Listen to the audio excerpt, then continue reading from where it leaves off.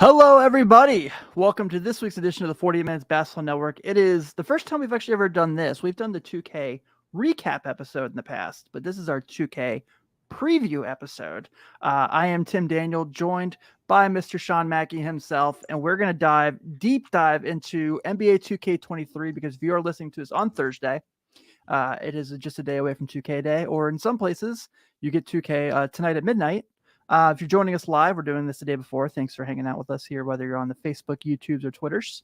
But Sean and I are really excited. This is our game every year that we get excited for. It just so happens it's always when I'm just like having a lot of fun with another video game that 2K drops, and I have to drop everything I'm doing because I get sucked in. The Cowabunga collection just came out last week of all my favorite Ninja Turtle games as a child. And just reliving those, even though I'm only playing like a couple levels at a time and then just moving on to like the next game just because there's so many options. It's been so fun. Madden's been out for a couple weeks, and I don't know why I do this to myself. I get so excited for it. It always looks beautiful, and then I just get angry because I throw interceptions on every possession. And I'm like, why do I do this? I don't know why I do this. Is that why you're not having fun with Madden right now? Yeah. Is it just a really tough game? I don't ever play Madden. I haven't played a NFL game religiously since Game Day '97, so that was my last time that I was really into a football game. And that was 25 years ago. I really love what they've done with like the passing, where they've made it where it's like it's supposed to be, where you don't throw interceptions anymore, and you can throw like different types of passes and stuff like that to kind of like lead your receiver and stuff like that. But it doesn't work. It's just doesn't work. Okay. Yeah, the only cool thing about it was the John Madden Memorial game where you like play like it's basically a Legends Pro Bowl. It's the AFC versus the NFC greats. Yeah, that part's fun. Other than that, no. I get to play with Barry Sanders and Deion Sanders in the same team. Oh, I was hoping OJ Simpson would be part of that, but no. Nope. Left him out of it. He was EA was not available to get his scan. They could not get his scan at the time. Yeah. But with that being said, before we do get into our 2K conversation, we did have a couple trades since our last episodes because we recorded our win total ones in back-to-back days, and then everything went crazy right before we posted the Western Conference. Thanks a lot for that, NBA. Obviously, the first one of that, Patrick Beverley to the Lakers, happens. The Lakers finally move on from Talen Horton-Tucker and Stanley Johnson. This is kind of both trades we talk about involve the Jazz, obviously, as they now have like 29 guys on their roster and about 17 draft picks. So that kind of makes it interesting. I have been very open in the past about not being a fan of Pat Bev. I was really, really annoyed with him when he was doing ESPN this past offseason. But this does make the Lakers better. Mr. Hot Take. Yeah. But this trade definitely does make them better. Oh yeah, it does. And he's, and I don't know, he thinks very highly of himself. Some of the quotes he's already putting out are just gold. He's like, oh, well, they've never. He's like, they haven't played with me. He's like, I was playing last year during the playoffs. They weren't, that kind of thing. So, but that chip on their shoulder, maybe that's what they need. And maybe that's what implodes them further. So it's going to be one of the two. Yeah, I agree. I think it's a good move for them. I think they've done a good job of improving their roster. I'm still not entirely sure what their ceiling is. I don't think they're very good by any means, but they're certainly going to be better, especially defensively. So I think this was like a really, really nice piece for them. Yeah, I like it. I think it's going to be good. So. Yeah. And then the real trade that we got to talk about, oh my goodness, coming out of left field last week while I'm on vacation. I guess not left field, but Donovan Mitchell to the Cleveland Cavaliers was awesome. It was so awesome. I was like on the beach and my phone's blowing up and I'm like, oh crap, what's going on? And I'm like, oh, they got to keep Mobley, Allen, and Garland. I was like, okay. And then it's like, all right, they gave up a couple draft picks, whatever. Lauri Markkanen. Lauri Markkanen. Ochai Agbaji. I hope he didn't buy a house in Cleveland. Yep. That would be pretty painful. And then Colin Sexton does the sign and trade where he signs a long-term deal with the Jazz, and it sounds like they're planning on keeping him for the future. I know a lot of people are trying to say the Jazz won because Danny Ainge hustled a lot out of Cleveland here, but they didn't win because the Cavs got to keep their core and add an all-star. They're going to be really, really fun.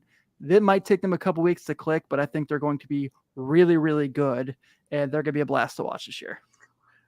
Yeah, Danny Ainge basically was on the other side of the trade that he did years ago for Garnett when he did that trade with Kevin McHale when he was running the Timberwolves, where he got just a bunch of assets back for Kevin Garnett. Ainge is doing the same here. Obviously, they did not win the trade, like you said, because they ended up keeping their entire core. Colin Sexton, interesting prospect to lock down. They do get him. Lauri Markkanen, not a fan. I've said it a few times. We lived through that. Guys in Utah, if you're a Utah fan, steer clear. Just steer clear. He's not.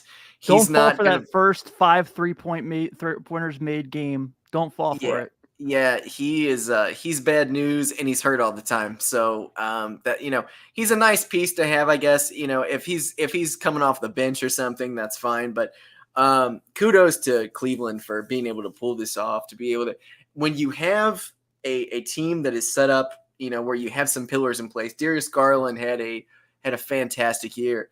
Evan Mobley, me and you both feel, I think, the same about Evan Mobley. We think he's the future of the NBA.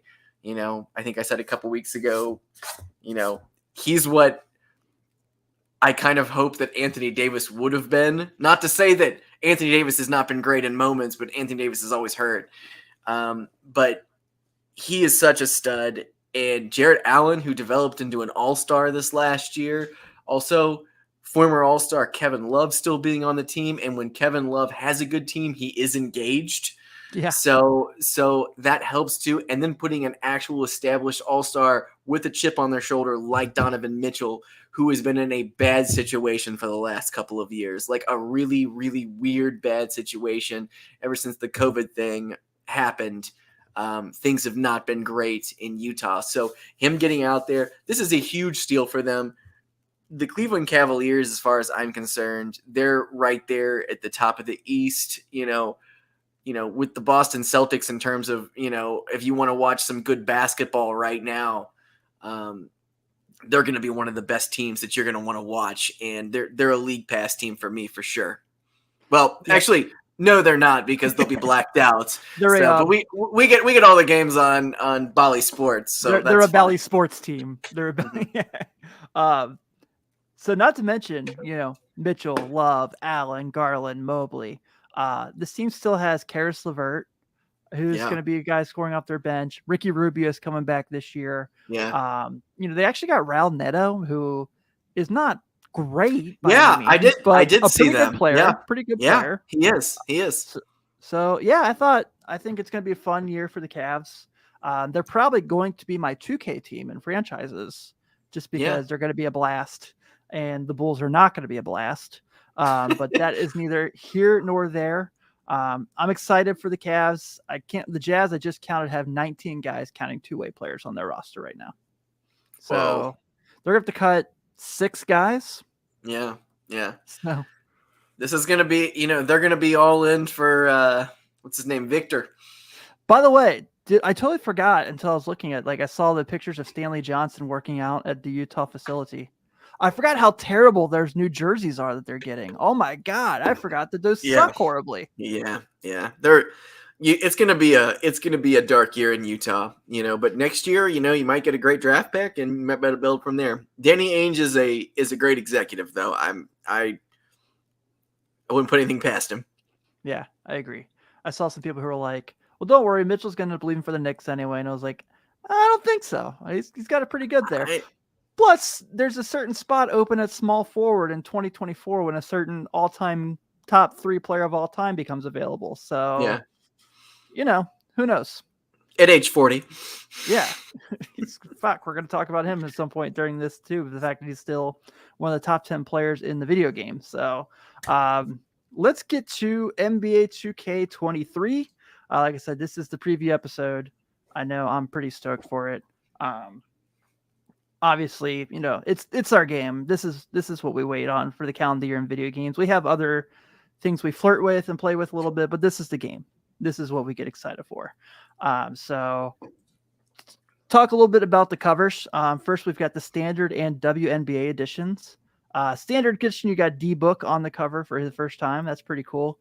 And then the WNBA edition, you have Sue Bird, who just played, it looks like her last game as the Seattle Storm were eliminated from the WNBA playoffs. And the female GOAT, Diana Taurasi. So pretty Yeah. cool for them. I like the WNBA being represented. But I know most people are excited for, let me go real quick to this.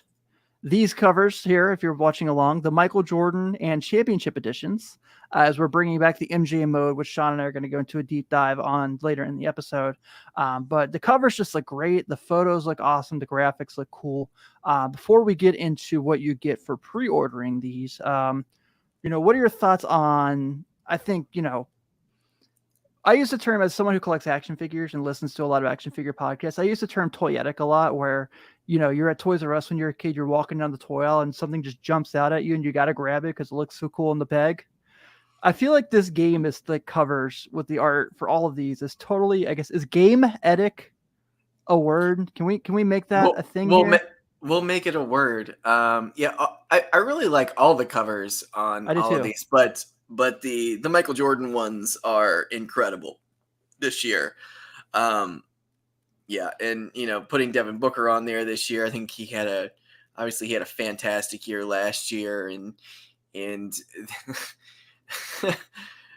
the WNBA, I feel like I feel like the WNBA hit harder this year than it had in the last couple of years in terms of popularity, and I love that we're getting both games. We're getting a WNBA game and a regular NBA game in this, and you're getting solid gameplay in both of them no matter what. Yeah. Do you remember the first year of WNBA being in 2K when we played it on a stream? Yeah. And we were like, man, this plays like an arcade. It plays incredibly fast. Yeah. Very fun. It was very, very fun. I'll Yeah, it never forget that. was. Yeah, definitely a good time. So let's look real quick. If you pre-order these two versions, you get the 5,000 virtual currency, 5,000 My Team points, the 10 My Team promo packs, which come out once a week. You get your boost for each My Career skill type, boost for each Gatorade boost type. You get a Devin Booker My Player jersey and a Devin Booker free agent card. If you get the WNBA version, you get all those things we just listed. And for My Career and the W, you get Sue Bird and Diana Taurasi jerseys for your character. Very nice. Yeah, cool features. I really like that the WNBA franchise mode is kind of getting more of a deep dive. There's going to be free agency. There's going to be trades. From what I understand, I maybe overread this. You're actually going to have a draft in there finally. So that's Nice. neat. You get a full season. They only play like 36 games, but the fact that it's like they are paying so much attention to this, I think that's where NBA Live really kind of, if you remember the last NBA Live game a couple years back, they're like, we're bringing the WNBA in. You could play with them in like their kind of street mode and stuff. And then 2K was like, oh, that's cute. And they just kind of dropped a Stone Cold Stunner on EA and just took over and made it like a really, really fun game mode.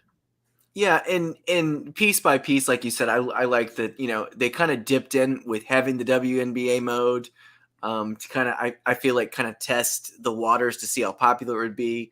Now they're going deeper. Like you said, they're going to have the draft in there, like a franchise mode. It's huge. I remember back when NBA Live was still king, when the Xbox 360 came out, and the first version of that came out for the Xbox 360 that was NBA Live was basically an unfinished game. They had like a versus mode. I don't believe it even had like a franchise mode or anything like that. And it was completely bare bones. And I was so just butthurt that they had brought out this game for this new system that basically wasn't finished. And while the 2K has kind of done that with the WNBA stuff, they kind of dipped into it and everything. You weren't paying specifically for the WNBA game here. You're paying for the whole game. You're getting everything with that. So, I think that's huge. Yeah, it kind of brings me back. Do you remember I can't remember the specific year off the top of my head, but March Madness actually had, there was the year Antoine Jameson was on the cover. Oh yeah. They had a mode where you could play with women's college basketball teams, and that was like a pretty cool thing that they did back then. I guess now with the NIL stuff coming out and college football coming out, I suspect we're probably going to get another college hoops game in the future. But that is not why we are here. Let's go ahead real quick and go to for the digital deluxe to the I don't like taking up space with physical media. That's not Sean and I by any stretch of the matter. We definitely love going to GameStop and getting that hand copy and taking it home and putting it in the system. It's kind of like still something where if you've been listening to the show for 7 years, you know how nostalgic I am in my childhood. And that just kind of takes me back. Well, and also here's the thing. If you're buying the exact same game digitally, it should be cheaper. There's no reason it shouldn't be cheaper if they're giving you no tangible game. Like there should be some sort of discount like that. And it's like if you're not going to give me a major discount for a digital version, I want the physical copy. Yeah, absolutely. So for you digital deluxers out there, you get the 10K My Team points, the 10 My Team tokens. Only 10 My Team tokens? Huh. Okay. You get 10 of your 23 promo packs at launch, and the rest will kind of come out. You'll get 2 per week for 6 weeks.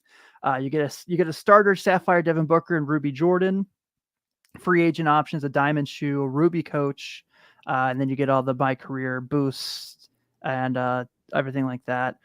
T-shirts, accessories for your player, and all that stuff. So I think the Digital Deluxe has a nice little budget for your buck. It's just not what I'm here for. Let's get to it because we aren't Digital Deluxe people. Like I said, good for you if you are, just not us. So the Michael Jordan edition, 100,000 virtual currency, 10K My Team points, the 10 My Team tokens that I think is asinine that you start with that little. 23 My Team promo packs. Once again, you get the Sapphire Booker and the Ruby Michael Jordan. I love that we get a Ruby to start the game. Love it. Absolutely love it. We'll talk about, I know we'll get into My Team a little later. You get once again the free agent pack, the Diamond Jordan shoe. You get a custom designed cover star skateboard for your My Career guy. I know we're not big My Career guys, so we're not going to kind of dive into that. But what kind of separates the championship edition from all that? You get all those things we mentioned, but you also get that 10% XP boost on your My Team season progression and 12 months of NBA League Pass when you get championship edition, which that alone is worth the extra, $60 that you have to pay to get this edition. That's the version I pre-ordered. That's the version I'm picking up tomorrow night at my local GameStop. So sign me up, man. I'm pumped.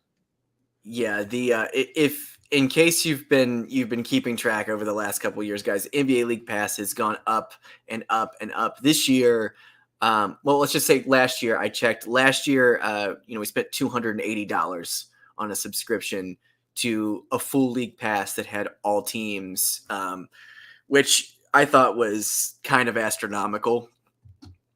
Because you don't watch every game. Like you're just not going to. There's just so many games.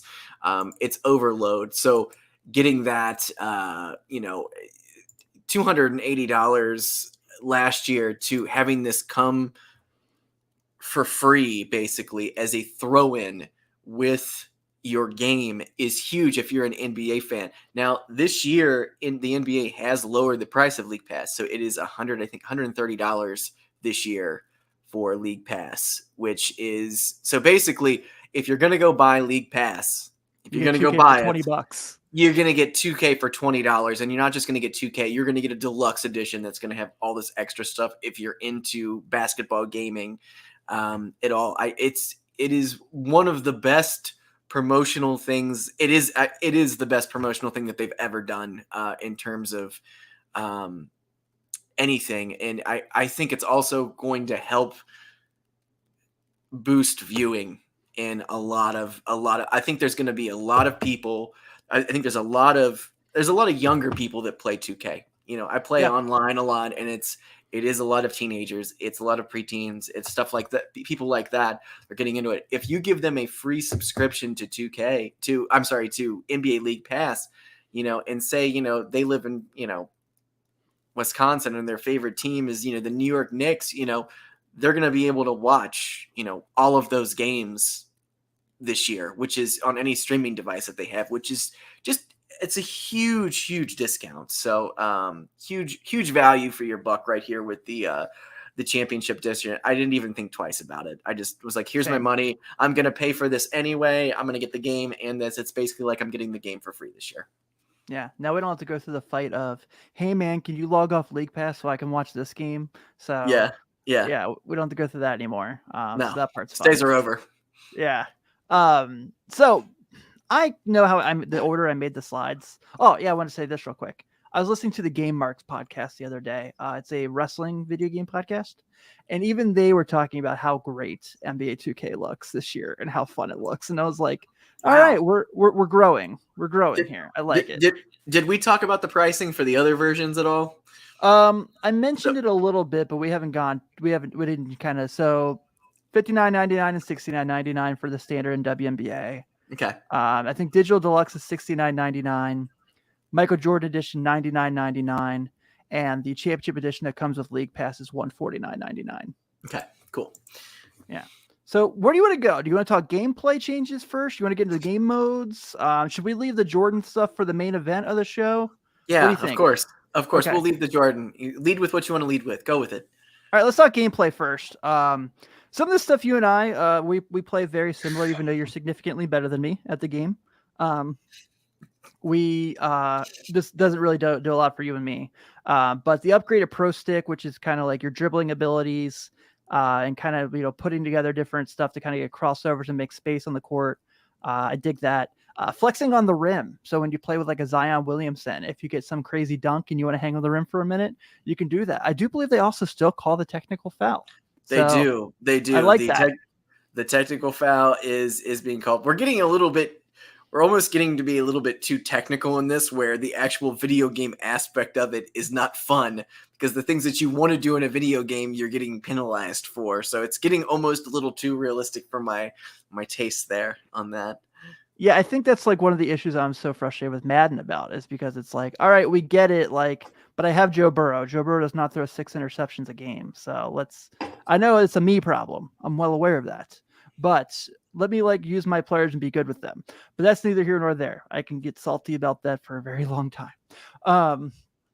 So more creative layups. So if you play with a guy like Steph Curry or Kyrie Irving, you have more different ways you can do with kind of the end arounds and things like that. Really fitting that the day that, when we're focusing on Michael Jordan and bringing in guys like Julius Erving, as far as focus points of the NBA's greatness, that we're going to get stuff like this. So I really like that. More authentic shooting. I know they've done a bunch of different shooting changes. The shot meter is a little different. I've watched some of the clips where it looks a lot harder, which I'm all for. If we can eliminate the cheese of the online play like you talked about, let's get rid of the cheese. And most importantly, on-ball defense finally fixed, apparently. Much smoother, much more realistic. You aren't just going to be always sagging off guys in the corner shooting threes. And then some new badges for current NBA players on the new next gen badges. So looks like they're kind of made a lot of changes, made a lot of focuses after listening to a lot of complaints. So I like the ideas. I've watched a couple of the what's the word I'm looking for? Influencers have gotten to play. And it looks like, pretty awesome. So what have you kind of taken away in clips you've seen so far? The game looks a lot harder this year. Much harder. And every year it gets harder. I feel like every couple of days, I know me and you are going to be texting this weekend and going, F this, I hate everything, until we end up figuring it out inevitably. And then we start grinding through it.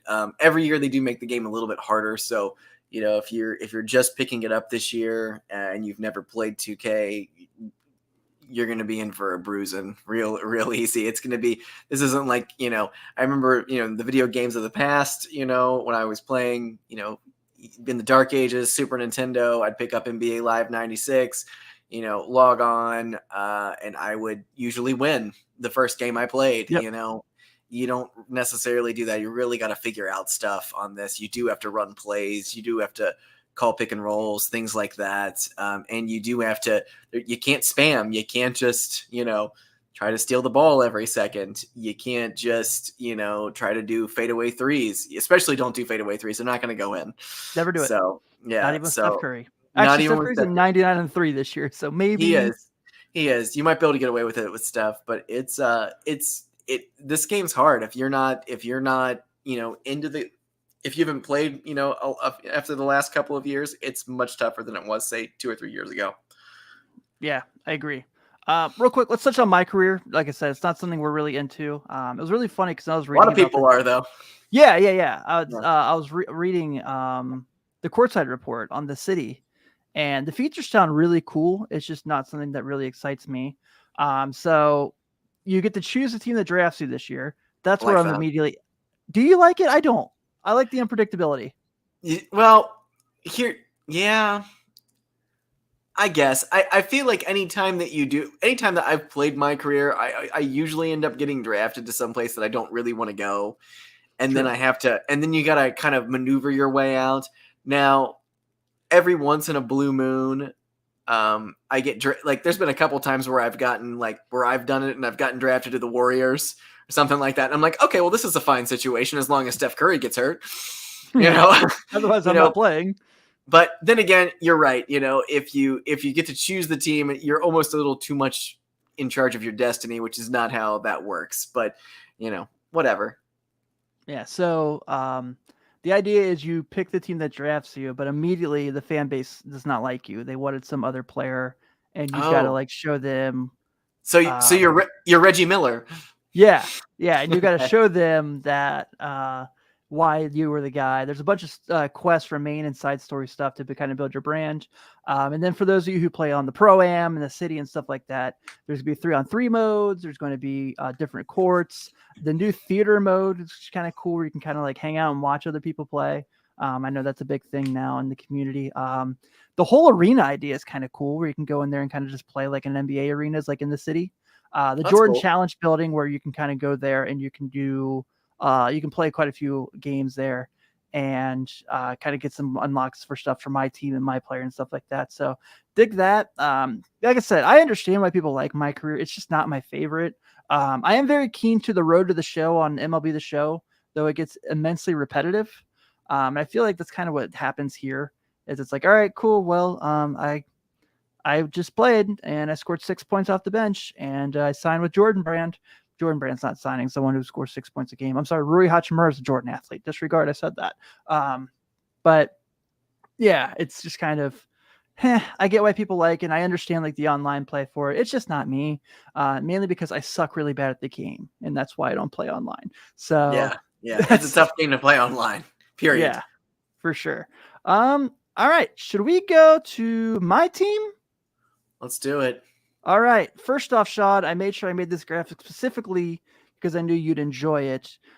Thanks to the crew at 2K for this. But with my team this year, no more contracts. And for those who have no idea what we're talking about, say you get a overpowered LeBron James that plays point guard and small forward. You can literally put him at either position. He's a 99 on everything, including threes, speed, dunk, etc. But you can only play with him for about 30 games because you don't have the contracts to make it unlimited. That was what we were dealing with before this announcement that contracts have been removed from the game. Thank God we don't have to fight for this because at the beginning of the year, you have no one you want to put a diamond contract on, even if you love a card that you're using. Those days are over. I got to ask you, how many diamond contracts did you throw on players this last year? So I kind of quit playing like in February. So like 2. I didn't put any on. I didn't do it at all. I was like, I'm not even gonna do it because they were giving away contracts like crazy this season. So it's like I never really needed them. But at the same time, it was so unneeded and stupid, and they weren't worth anything in an auction house to sell either for like in-game currency. So complete junk. So big W for the community on that one. Yeah, for sure.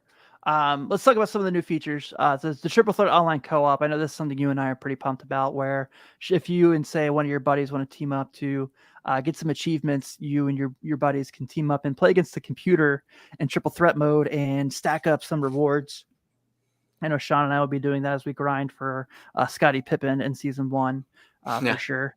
I like this a lot. Control lock to any position. So if you're, doing a hit 7 threes with Steph Curry challenge, that makes it a hell of a lot easier.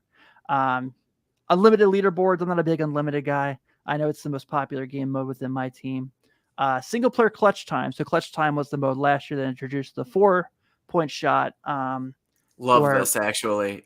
Yeah. See, clutch time online, if you played it last year, was very stressful and really crazy. Unless everyone was grinding for the same thing, and then you'd be like, "Hey, man, I got to hit these 4-pointers with Russell Westbrook. Do you mind? And I'll give you whatever you need." And and that's probably going to happen again this year. I think, and that was I feel like that was the community finally kind of coming together and going, "This is so stupid."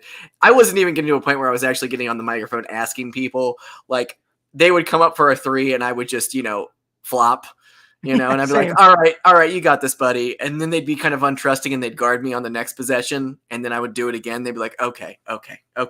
I'll give them the shots. It became kind of an unsaid rule, but single player clutch time, I really like this year because I think that's going to be fun because I do not like to play for long periods of time. Because I have ADD and I move on from one thing to the other very quickly. And this is great because I will say this: I have hated triple threat over the last couple of years. Me too. So I get to about the 100th win and I stop. Yeah, I didn't get I got to 200, I think, this year. That was the most I played, and I hated it. I couldn't stand it. So, yeah, I agree. I like this a lot. So, you and I who have played this mode now for years, your non-lineup cards you actually have use for with you can play exhibitions with them. So that would be really cool. I like that idea. And then I'm really trying to figure this out a little more. As I read, it wasn't 100% clear to me, but all current players will be rewards in the token market. So instead of you having to pull packs day 1 to get like Giannis, you can get enough tokens to go buy him and the token market to start the game with and have him immediately. That's really interesting. I did not hear about that. I like it. I do too. Yeah, that's going to be, they got to do something because last year I feel like the grind in 2K My Team last year was the rewards were not worth any of the grinds that you were doing. And I did quite a few really, really, really stupid ones in one weekend where I spent the whole weekend trying to get a Vince Carter on my team. And I was like, this, and it was not worth it in the grand scheme of things at all. So, but one thing I did learn this last year, if the grind looks too hard or it's going to be too daunting or whatever, just go play another game or go watch a movie or go do something else that's fun. There's nothing, I'm just not into that kind of grind anymore. Yeah, I agree. During the pandemic, it was a different situation, but dude, yeah, man, that was the best team I ever had. It was the pandemic. Yeah. A couple things I didn't put on here. I really like the idea of the trophy case where you can kind of have different moments and stuff to collect pink diamonds for every team. I know the Bulls were the feature ones with the pink diamond Derrick Rose, and you and I are frequent D Rose card users because they always overpower the hell out of them. So that'd be nice to have a day 1 shot at a pink diamond. I don't really know how long that grind's going to be. And then the reward for season 1 is Scottie Pippen to kind of keep going with this Bulls theme of the Jordan era. Which is very funny in reality, considering that Scottie Pippen wrote a whole book on why he felt like he was always disrespected by Michael Jordan. But that's a conversation for a different show. All right. Well, we actually this went a lot quicker than we thought it did. So we only have 2 game modes to talk about.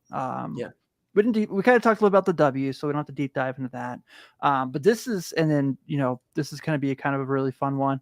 So era modes. I know this is, this is the greatest franchise idea of any sports game ever. I'm going to go and say it.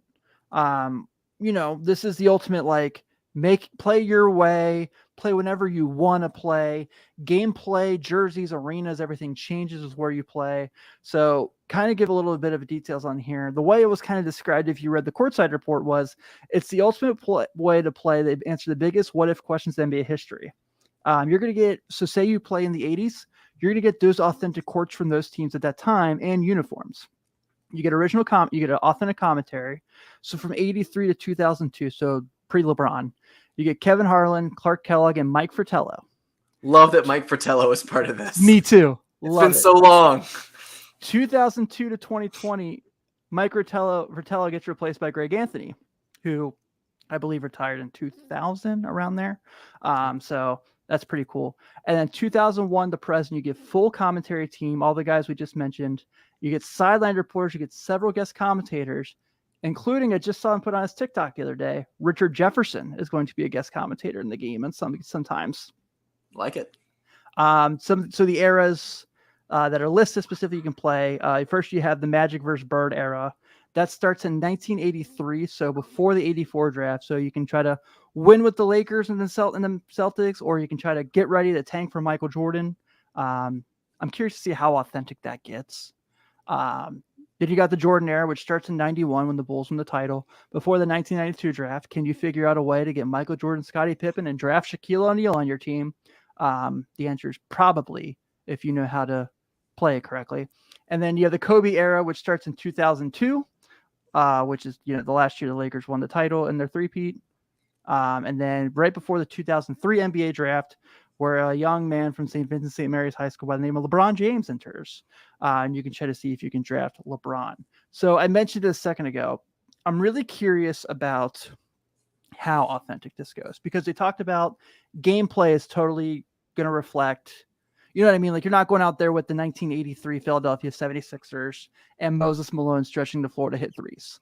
Yeah. You're not going out there with Kareem Abdul-Jabbar, going out there and pulling up at the top of the key. Like, the gameplay is going to reflect that time frame that you play. Jerseys are going to look just like that time, or your arenas are going to look just like that time. And I believe what they said is, as you go forward, things will change. So, like, if a team gets new uniforms the next year, you'll see those pop up. A team gets a new court, things like that, et cetera, et cetera. So here's my really wonder on how authentic we get here. Let's say you're the Houston Rockets in 1984 and you draft Michael Jordan #1 overall. Do the shoe colors still come out as the Chicago's, or do they look like Houston Rockets colors?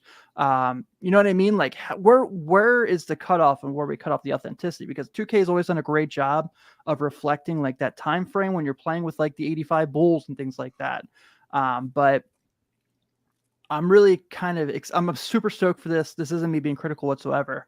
I'm just curious where the cutoff in authenticity is, because it's, you know what I mean? Because it's like, everything looks awesome. If you look at the graphics from what they've shown, it looks like kind of like the 2002 mode looks like NBA on ESPN, which used to be the NBA 2K games because they had the ESPN deal back in the PlayStation 1 days. So I'm through the roof for this mode, dude. I'm stoked. Yeah. I think this is definitely, I mean, they did this a couple years back. And, kind of, what if, Michael Jordan, went to another team, it's a big, or Portland Trailblazers or whatever. I think this is going to be a really interesting thing. Like you said, the shoe colors, that'll be something that you'll definitely be paying attention to, but yeah, this is fun. I don't know how much of this I'm going to actually play, but I am going to probably, turn it on just to kind of figure out some stuff about it and just see what it's about. Yeah, I'll dabble in it. I think it'll be fun. Also, I love this kind of stuff. I love how much NBA 2K goes to like honoring the history of the league each year, and almost like in a historical fashion, especially for younger people. How many older legends are introduced to younger people playing the game and everything, and I'll be honest with you, like back in the 90s, a lot of that, when they was the 90, was it 96 or 97 when they did the 50 greatest players of all time? Yeah. When they did that year, I remember the NBA Live that came out. Every one of those 50 players was a secret player in the game if they weren't already in the game. So, I was going in there and creating like George Mikan and, typing him in. And as soon as you typed his name in, all of his stats would fly down. So you could put all these players in. And I felt like that was kind of my introduction to a lot of those guys, that and a lot of VHS tapes from the local video store about histories of teams. So I think this is kind of the new way of that, of introducing some of these players, some of these stories, some of these legends to younger people. Yeah, I agree. I think that's kind of one of the cool things that, like, the NBA has been able to do, like you said, with kind of doing such a good job with this. It's definitely where they have the advantage over like MLB and NFL and NHL games in the sense that, if you're trying to get a full legendary basketball team from like 1993, you only got to get between like 11 to 14 guys, where like, Yeah. I don't think EA Sports is tracking down the 1996 Green Bay Packers to find the third string quarterback. Yeah. Because you got to find 53 dudes, and like that's just not happening. And that's what makes 2K kind of a step above when it comes to like the nostalgia portion of it. So yeah, I definitely agree. I think it's going to be awesome. I'm definitely going to probably mess around with it. I'm sure I'll get sucked in it because I love stuff like this. We always do. Yeah. I'm sure this will be the thing that you and I will be texting about, because you and I used to literally like get together and make legendary rosters for teams, and then 2K did that, and then we did like all that stuff, and then now they have this, so it makes life a lot easier if you're one of those people. Yeah. All right, man, it's main event time. Here we go. The whole super exciting thing about this year's game, a recreation from NBA 2K11, which many, including myself, believe is the greatest NBA 2K game of all time, the Jordan mode. So the Jordan mode back then started in the 91 NBA Finals when you clinch against the Lakers. This time it goes back even further to the 1982 NCAA championship game when the North Carolina Tar Heels played the Georgetown Hoyas. And of course, that game is infamous for Michael Jordan hitting the game-winning shot, which is super awesome. I don't have pictures here if you're watching along, but I mean, if you're tuning in, chances are you've seen what's going on there. But just like the graphics and the presentation and the show, like the Superdome before the game, all the games like brought up with the commentary, and that's really cool. And then your next game you have at Indianapolis, the Team USA versus the NBA All-Stars. So you can see a young Michael Jordan. I wonder, do you think, because the head coach was that Olympic team was Bobby Knight, do we get Bobby Knight in the game? I doubt it. But it'd be awesome. Yeah. And then so each game's going to have different presentations with broadcasts to match that era, graphics and commentary. Each game will also have an interview beforehand with a luminary that was part of the subject game. I know the clip that's kind of gone around shows Ahmad Rashad before one of the games. And then I do have the list of all 15 games that we will have here. So let's do it. I'm curious. 82 national championship, like we mentioned, UNC versus Georgetown, Michael Jordan versus Patrick Ewing, one of the greatest college basketball games of all time. Game 2, the 1984 Team USA basketball scrimmage at the Hoosier Dome, when Jordan leads a college team to play guys like Magic Johnson, Larry Bird, Kevin McHale, Isaiah Thomas, and more. So this was for Jordan before he's coming into the league. Game 3, the infamous 1986 first round Game 2 of the Eastern Conference playoffs, when Jordan dropped 63 in a losing effort to the Celtics. Number 4, the 1988 All-Star Game, when Jordan played just 29 minutes and scored 40 points. And they have those awesome all-time greatest NBA All-Star Game jerseys, in my opinion, is that year. Then you have 89 Game 5, the shot on Elo. Yeah, the Bulls win. They win.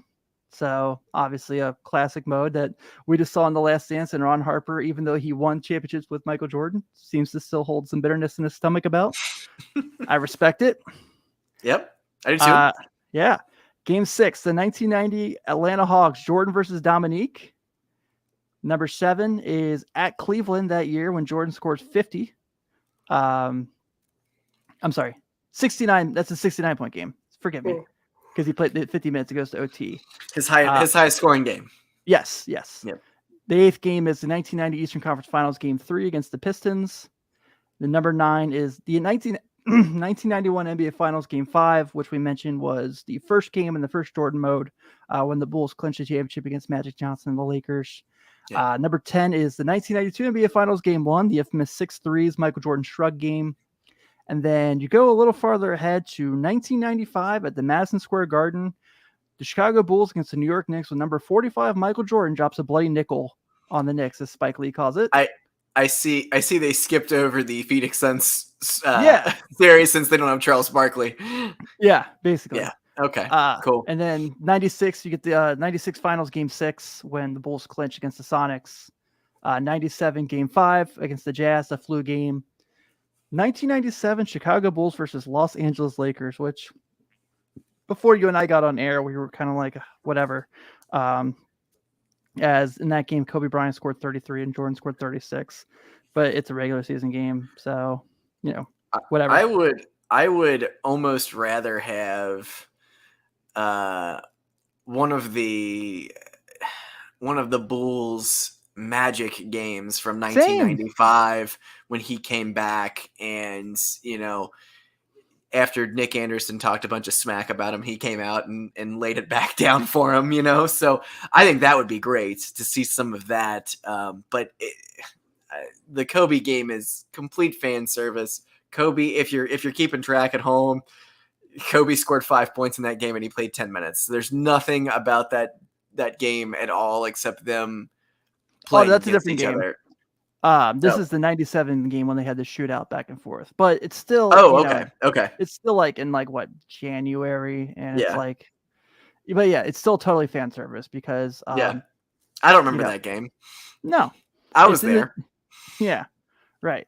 And then the last game, of course, is 1998 NBA Finals Game 6 against the Jazz, the infamous last shot against Brian Russell and the Utah Jazz. So, super cool. Like we said, kind of really love these nostalgic things and getting to do things like that. So I'm stoked for that.